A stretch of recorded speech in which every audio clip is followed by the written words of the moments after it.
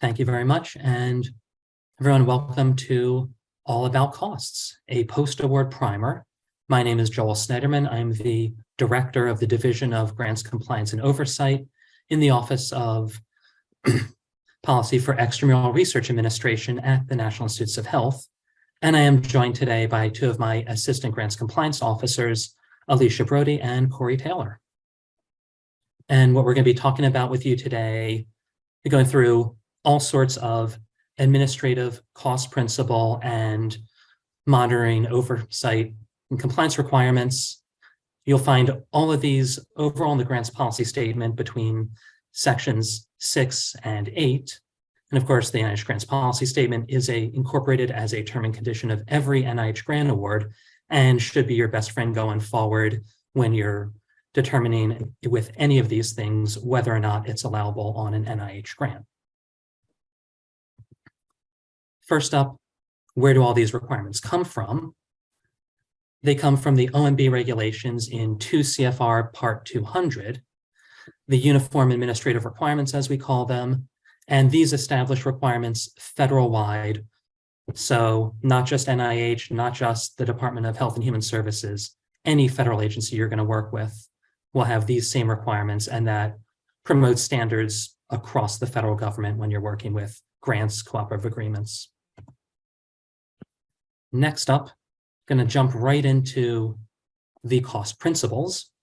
These are in subpart E of 2 CFR 200, and there are different sections of this applicable to, depending on what kind of organization you're with, and they do apply to all NIH awards, including modular awards and awards under SNAP, the Streamlined Non-Competing Award Procedures, except for individual NIH fellowship awards. And there are specific requirements for those in the NIH Grants Policy Statement that you can find under Section 11. In general, and we'll be taking a deeper dive into this, when you think of cost principles, it's to be mindful of 4 tests of allowability. To make sure a cost is allowable, you'll have to determine, is it reasonable, allocable, consistent, and does it conform to all terms of award and the underlying policies and regulations, including, but not limited to, of course, 2 CFR 200. And like I said, we'll be going into that in more detail in a few slides. And of course, this is what the cost principles do, is they give you that ability to determine, is this cost applicable for grants, contracts, other agreements? They talk about direct costs, what needs to be charged as F&A, Facilities Administrative, also known as indirect costs. And if you're ever unsure about whether or not a cost is allowable, you can find it in 2 CFR 200, subpart E, like on the prior slide. Also in the NIH Grants Policy Statement again, you'll see that in Section 7. And we have a whole subsection, 7.9.1, that has select items of cost that are common items specific to research grants that we specifically call out and call to your attention, so you've got those in one convenient location in the grants policy statement. Of course, the administrative requirements. This is everything you need to know to make sure that you have appropriate controls in place to safeguard federal funds and ensure that they are being used only for the authorized purposes, which is the stated aims in the notice of award. All of these are very important for the purpose of this presentation, just bringing you to specifically in 2 CFR 200, subpart C, which is the pre-award requirements, and subpart D, which is all the post-award administrative requirements. And of course, what do all these mean? Pre- and post-award requirements really address all those bullets: payments, any instances of matching or cost sharing, how do you account for program income, what happens if you need to make a revision to a budget or program plans, again, those stated aims of award, the requirements for the non-federal single audits, which we'll get into, along with allowable costs, and the higher level, what do you need for financial management systems, property management, procurement, and of course, reporting and record retention. And then I'm going to move on quickly to the audit requirements and then turn it over to my colleagues. First up, the audit requirements.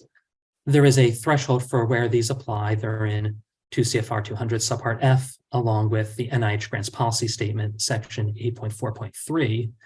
Please note, for anyone here who's from a foreign organization, while 2 CFR 200 doesn't have the specific requirements, the NIH Grants Policy Statement incorporates for foreign organizations the same requirements as for-profit organizations.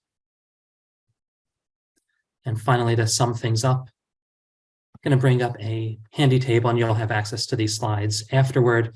This shows, based on the type of recipient you are, what is the specific regulatory source of these audit requirements, and also where do you need to submit those audit reports if you've reached that 750,000 expended funds threshold that triggers the requirement to have that audit.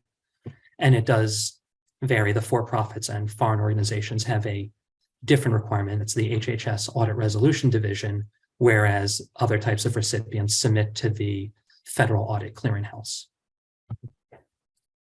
And finally, just to sum up everything I've talked about in one handy slide, along with everything that Alicia and Corey are about to talk about, this slide covers everything. Depending on your recipient type, what are the administrative requirements?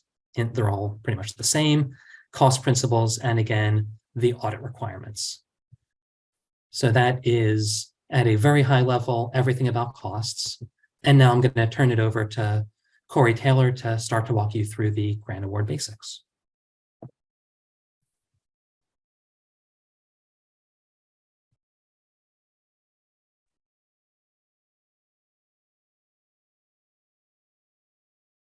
Corey, I believe you're muted. Got it. My apologies. Section 3 of the NOA includes the standard terms and conditions of award for NIH grants and cooperative agreements. The section explicitly states that the project, which can be found at the top of the NOA, is subject either directly or by reference to both 2 CFR 200, which outlines the OMB rules and requirements that govern the administration of grants, as well as the NIH Grants Policy Statement, which outlines policy requirements that serve as the terms and conditions of all NIH awards. In this section, you will also find the requirements for carryover of funds, if applicable, the System Award for Management, otherwise known as SAM, as well as the treatment of program income. If there are any special terms and conditions specific to a particular grant award, they will be found in Section 4, which includes both informational and restrictive terms and conditions.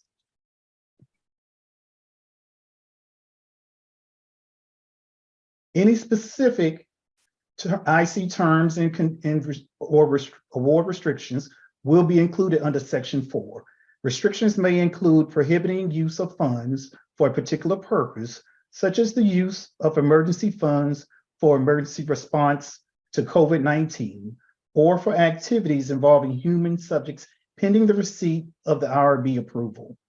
NIH can also put a restriction on a grant for various reasons, including if the institution falls behind in reporting requirements.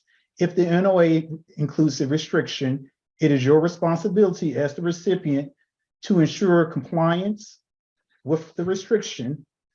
A restriction may be only lifted by a revised notice of award signed by the grants management officer.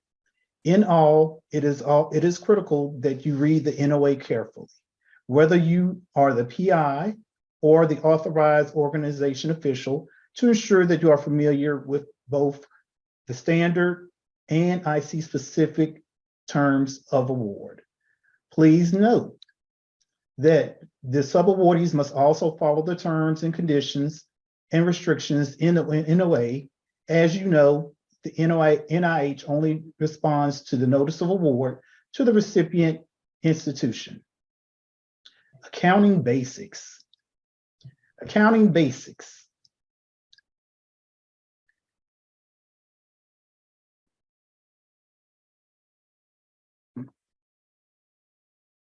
Any specific, oops, I'm sorry. We will start with the administrative standards for accounting, as mentioned earlier. As mentioned earlier, the administrative standards are found in 2 CFR 200. They require the grantee establish a separate account for each project, another account under the chart of accounts. That program income is identified and accounted for by project, and that program income is used in accordance with the appropriate alternative. These alternatives include additive, which is the most common, deductive, combination, and matching.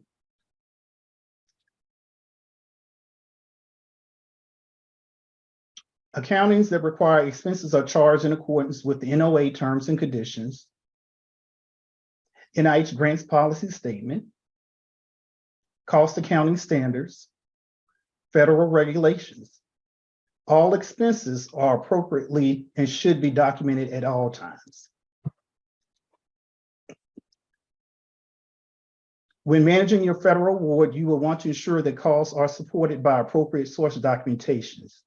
This means you will want to ensure that the documents you have on file are invoices, payroll slips, timesheets, and justifications. Monitoring basics. I will turn this over to Alicia now. Thanks, Corey.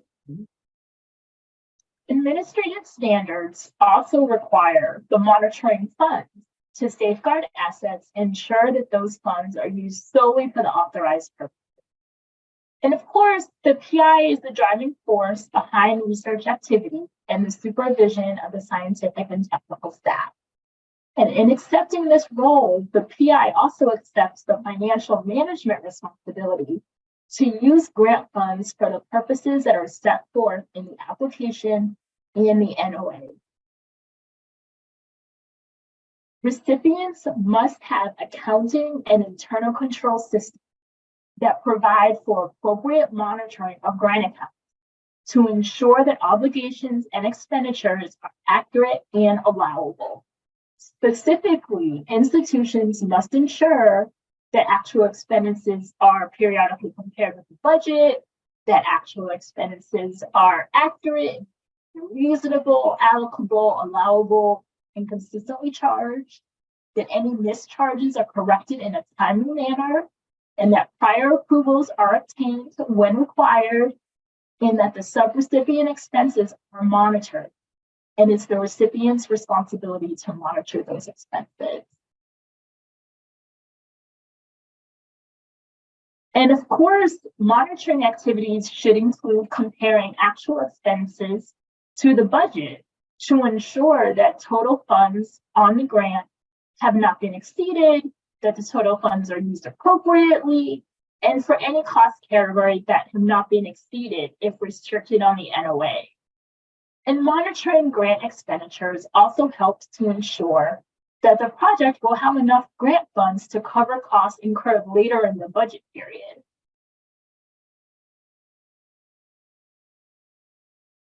Costs are considered allowable if they meet the 4 tests to determine allowability of a cost. Reasonable and necessary, allocable, consistently applied, and conforms to any limitations or exclusions. And more information on this can be found in the NIH Grants Policy Statement, Chapter 7.2. So what does reasonable mean? A cost may be considered reasonable if the nature of the goods or services acquired or applied reflect the action that a prudent person would have taken under the circumstances prevailing at the time the decision to incur the cost was made. And so with prudent person, you want to think about as if you were the one making the purchase using your own personal checkbook. And ask yourself, is this extra cost reasonable to you? And are the added features necessary?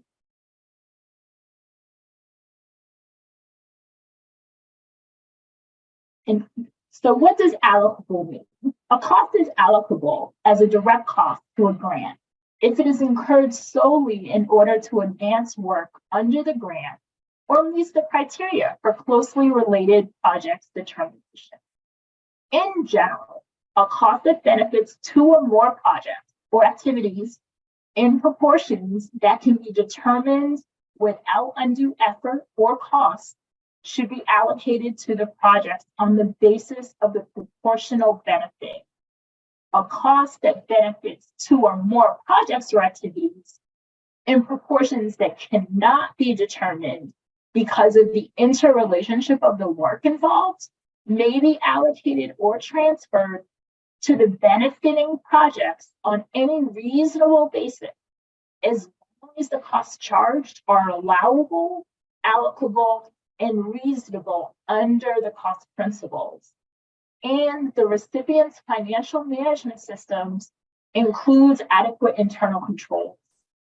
Costs allocable to a particular grant may not be shifted to other grants in order to meet deficiencies caused by cost overruns or to avoid restrictions imposed by terms and conditions.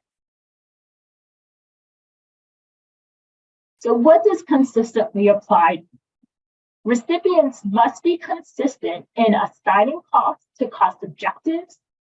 The costs may be charged as either direct costs or F&A costs, depending on their identifiable benefit to a particular project or program. And all costs must be treated consistently for all work of the organization under the circumstances, regardless of the source of funding. In other words, costs must be treated consistently for all work of the organization, whether being supported with federal funds or not. Also, costs must be consistently charged as either direct or indirect costs, but may not be double charged or inconsistently charged as both. It is inappropriate to charge costs of activities directly to a sponsored agreement if in similar circumstances, the cost of performing the same type of activity for other sponsored agreements were included as allocable costs in the institution's F&A cost pool. Please keep in mind that generally items such as office supplies, postage, local telephone calls, and memberships must be treated as indirect F&A costs. Costs may be considered appropriate if the cost will be used for either a specific research purpose, such as a large mailing or epidemiology study, and an unlike circumstance not usually covered as part of the F&A costs. And of course, it's always advised that you contact your internal auditor if you have any doubt of the allowability of.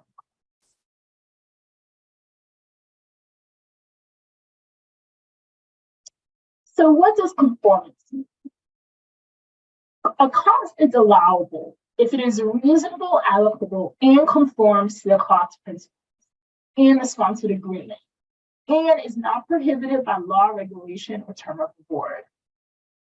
Conformance varies by type of activity, type of recipient, and other characteristics of individual awards. Conformance basically means in alignment with any limitations or in the applicable cost principles and the end. Always read the NOA for specific terms and conditions of award, because there may be terms and conditions that supersede normal requirements. The cost principles state alcoholic beverages are unallowable, while the NIH GPS disallows alcohol as an entertainment cost, but considers it allowable if it is within the scope of an approved research project. And meals are unallowable unless on a research grant, they're provided in conjunction with a meeting whose primary purpose is to disseminate technical information. In addition, we would expect the institution to have a written and enforced policy that ensures costs are consistently applied, whether it is a federal or non-federal activity, defines a technical meeting, and establishes limitations that specify when they are allowed. And again, any questions, I would recommend consulting your internal audit department. And also you could look to the NIH UPS on the selected items of cost, which is listed in section 7.9.1. Now I am going to turn it back over to Corey for a couple of case studies to illustrate these 4 tests. Corey? Thank you, Alicia. Case study number 1. Dr. Grant decided to host a very important departmental meeting at his home and serve beer and pizza, hoping that everyone would attend. The purpose of the meeting was to discuss changes in NIH grants policy, which affected the work of the entire department. Therefore, he decided to charge the cost of the beer and pizza to his grant, especially since he was providing the use of his home. Is it okay to serve pizza and beer?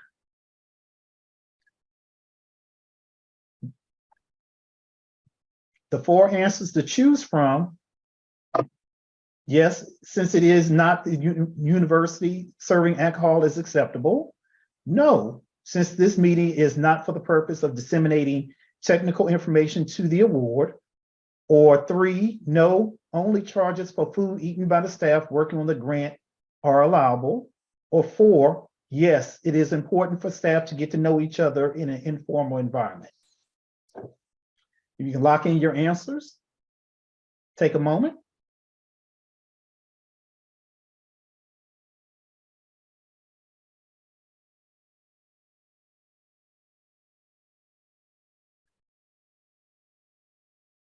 The correct answer, and most of you got it, was number 2. It is important to note that generally food is considered an entertainment cost, which is unallowable, and that alcohol is unallowable unless required as part of the actual study. You can find the cost principle that speak to these costs in 2 CFR 200.423, alcoholic beverages, and 200.438, entertainment costs. Generally, these costs are only allowable if they serve a programmatic purpose and are authorized either in the approved budget of the federal award or with prior written approval of the NIH. Case study number 2, to test your knowledge. Dr. Grant needed a specialized microscope for his research supported by NIH grant from the National Cancer Institute. When deciding on the model that would best suit his needs, he received several price quotes on various models that were all within the same general price range. However, one microscope in particular appealed to him. It met all of the necessary specifications, plus many additional features. Although it was about $10,000 more than the others, he ordered it. Is the purchase of the most expensive option allowable? And you have 4 answers to choose from. Yes, he needs a new microscope. Or no, this is not the only microscope available with the required capability, and the additional features are not necessary to complete the aims of the project, so the additional cost is not justifiable. Yes, as long as he uses funds from another award. Or yes, there are funds in the award to get the microscope. And if you can lock in your answers, please.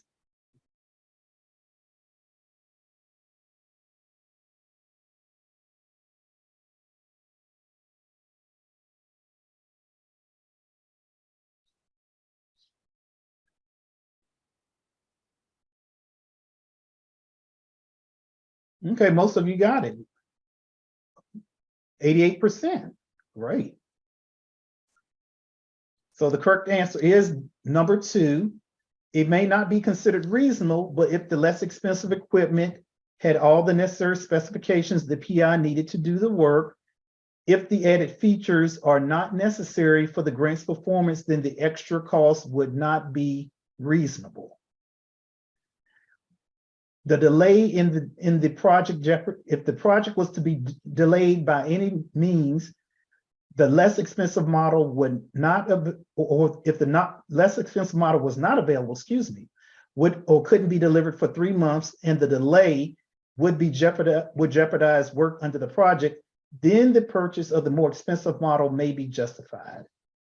If the department told you that the department funds will provide the additional $10,000, would that be okay to charge the grant for the amount less than the $10,000?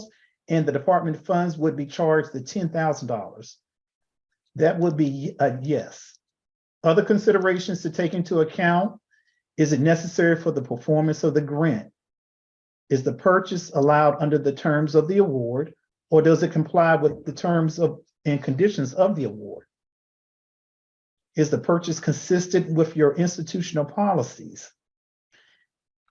Be sure your files include sufficient documentation to justify the additional expenditures. In the event that the cost and charge is questioned by an auditor, the charge must be reasonable at the time the decision is made to incur that particular cost. Also, be sure to the purchase is consistent with your institutional policy and is in compliance with the terms and conditions of the federal awards. Now we'll turn it back over to my colleague, Alicia Brody. Thanks, Corey. So for our third case study, when Dr. Pi's microscope finally arrived, he found that equipment funds for his National Cancer Institute grant were fully expended. Since the microscope was for use on an NIH grant, he decided to charge the cost to another one of his NIH grants that was funded by the National Eye Institute. Is the cost of the equipment allocable to the NEI grant?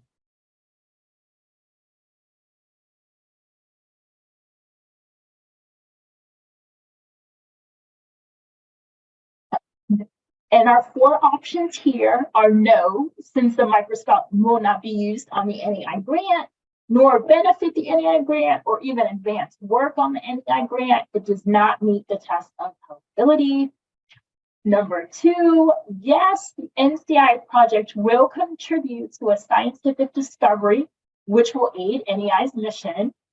Or yes, the PI on the NCI and NEI award are the same. Or yes, university policy allows grant funds awarded on one grant to be used for another grant. And it looks like an overwhelming number of you got this one right. So wonderful. The case study is emphasizing that equipment will be used on an NCI grant and the cost will be charged to an NEI grant. So since the microscope will not be used on, since that, the answer is no, and it would not be allowable. So number one, what are some questions you would ask yourself in determining whether the cost is allowable or allocable? Is the cost of the equipment allocable to the NEI grant? Does the cost benefit the NEI grant? Or does the cost advance work under the NEI grant? Since the microscope will not be used on the NEI grant, nor benefit the NEI grant, or even advance work, it does not meet the test of allocability. Therefore, the cost should not be charged to the NEI grant.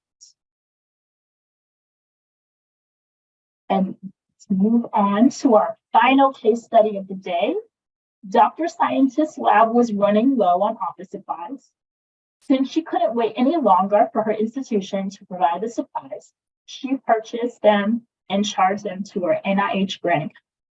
Is it allowable to charge office supplies as a direct cost to an NIH-funded project?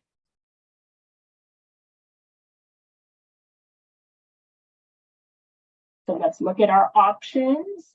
So no, office supplies are always indirect costs. Or yes, if office supplies are needed for this project, it's okay.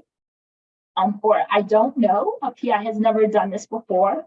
And finally, yes, this project required particular pens that were approved in the application budget. So please take a few moments to answer this poll.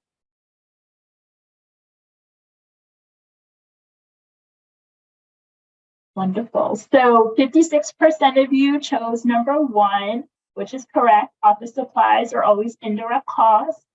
Generally, items such as office supplies, postage, local telephone costs, and memberships must normally be treated as indirect F&A costs. However, if such charges are included in the direct cost claim, that would constitute double dipping, because the project will be paying for general office supplies as both a direct and indirect charge. Therefore, these costs are not allowable.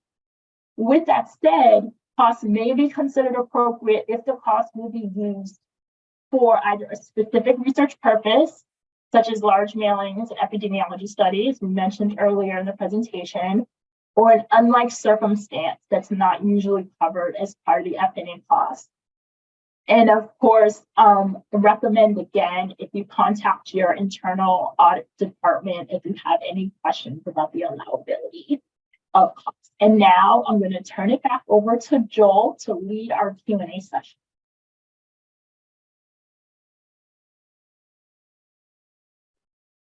Thank you, Alicia. And I'm going to jump into the question section. And I know we've got a bunch of them, plus even more in the chat. Not sure I can answer the question, or we can answer the question of where you guys can find or access your swag bag. But for all the questions related to costs on grants, we can go through some of these. I know there's a couple questions that we got right off the bat on what the salary cap is. While we're going through some other answers, Corey, can you provide, I know NIH just released the 2023 salary cap guidance not that long, fiscal 2023 salary cap guidance not that long ago. So we can provide the link for that in the chat, and that'll give you not only the specific guidance, it'll also provide a couple examples of how the various calculations work, which should address all of those questions. Yes. Okay. Thank you. And Alicia, can you address the question, would you consider computers or laptops allowable? And what kind of expense would that be? Yes, if they can be at least partly allocated to the project, then that's one thing that can be allowed as a direct. Let's see. So I believe we had a slide that spoke specifically to that. That might have been the all about, or the compliance pitfalls one. But oh, okay, yes. So it may have been the other presentation that we had earlier in the afternoon. But yes, at least in part, if it can be allocated to the project, it can be considered a direct. And then, Alicia, can you address, we had one question about escalation in the budget, which generally is something that you should be reaching out to when you're looking at your funding opportunity announcement or notice of funding opportunity. There would be points of contact there, and you can reach out to them directly as to whether or not escalation would be allowed in that specific case. And now, there you go. Corey just posted the most recent salary wage guidance with the new salary cap. I believe that's what that is. Next up, Alicia, can you have a question here about if an investigator has appointments at multiple institutions, how does that factor into effort reporting and personnel information? And should those other institutions be considered at all? And I guess in general, I'm saying we have 5 minutes left, but it's a very important one for how do you, in general, inform when an investigator has other appointments? Where would we expect to see that? We would would need to be outlined in the other support that is submitted as part of just in time prior to the first application, like the first award going out. However, say there is a change mid-project period, you would want to notify the GMO and include that when you submit your RPPR under other support where it asks for changes. So you definitely want to make sure that that's included. Yeah. Then I'm going to quickly jump in on one. There's a question about, is there a restriction on flights? And it looks like this person, for example, on flights to the United Kingdom, they've been advised to use non-United Kingdom flights, even if they're cheaper. There is a requirement in the grants policy statement under Section 4, the public policy requirements, the Fly America Act. So that might be what you're seeing on that one for any restrictions on what carrier to use. And I'm seeing some comments in the chat about that, which I'm not going to discuss. That's above my pay grade. Next up, Corey, can you discuss, we had a question on, there you go. Where did it just go? I thought I saw it right here. There it is. If funds are not restricted in the payment management service, then how do we handle drawdowns or restrictions? Well, if funds are not restricted, you will go ahead and handle them as any other normal drawdown, as long as your expenditures are in compliance and support the actual programmatic activities that are currently being funded by NIH. So if you currently in your NOA doesn't have any type of special award conditions tied to those restrictions, then any drawdown should be aligned with those programmatic activities. And for Corey, for anyone who's new to NIH grants, which section of the grants policy statement again would they find those possible restrictions in? Okay, those particular restrictions would be in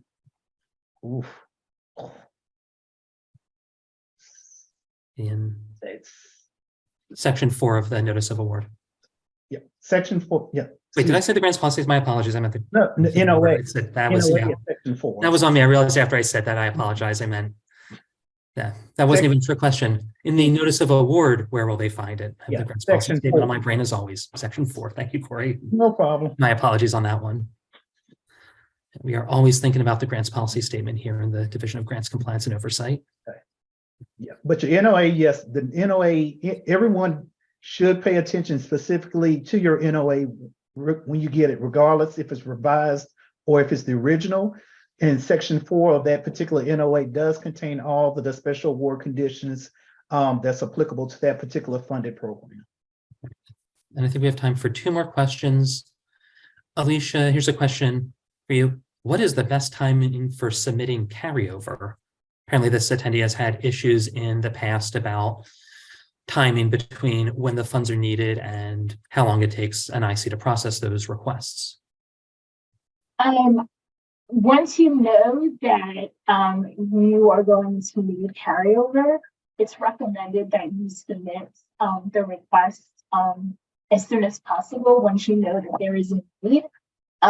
Typically, it can take up to 30 days for a carryover to be fully reviewed and processed at the IC.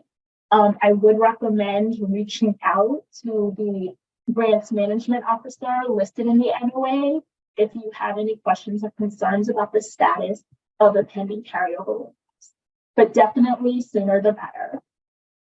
And for that, because we're out of time and you just got that ending guidance in the webinar chat, for carryover and all other prior approvals, you can find more guidance on that because I saw a couple other questions on prior approvals in section 8.1.2 of the NIH grants policy statement. And this time, that's all the questions we can answer. Anything else like on the screen, reach out to grantscompliance@nih.gov. That should be on the slide deck as well that you'll be receiving. And I want to again thank Alicia Brody, Corey Taylor, and all of you in the audience for your active participation in all those case studies and all of your questions. Really appreciate all your time and thank you for spending your afternoon with us learning all about costs.